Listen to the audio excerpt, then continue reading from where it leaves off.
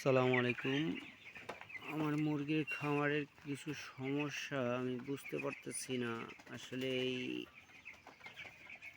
পায়খানার এই অবস্থা, আসলে এটি কি ঠিক আছে কিনা প্লিজ কেউ জানাবেন। আর মুরগির পেটে প্রচণ্ড গ্যাস হয়েছে। গ্যাসের জন্য ডিলার আমাকে দিছে ওরিটক্স প্লাস। বুঝতে পারতেছি না, যেমন যে প্রচণ্ড গ্যাস।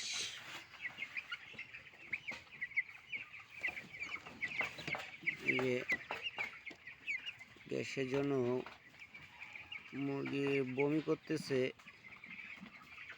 এর প্রতিকার কি অবশ্যই আমাকে একটু জানাবেন। কি খাওয়াইলে মুরগিটা সুস্থ থাকবে, যেন যে মুখ দিয়ে গ্যাসটা বের, গলা ফুলে আছে গ্যাসে, এবং কি পেটের মধ্যে চাপ দিলে কিন্তু বের হয়ে আসতেছে পানি এবং খাওয়ানটা। অবশ্যই কেউ জানাবেন যে আমার মুরগিগুলো আসলে সুস্থ আছে কি না। আসলে যেমন অনেক মুরগি কিন্তু এই যে এইভাবে আছে, আসলে এটি কি সুস্থ আছে কিনা অবশ্যই জানাবেন।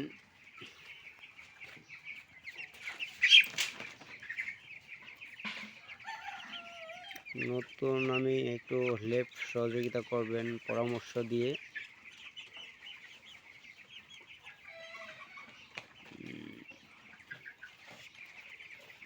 পরামর্শ চাচ্ছি আপনাদের কাছে।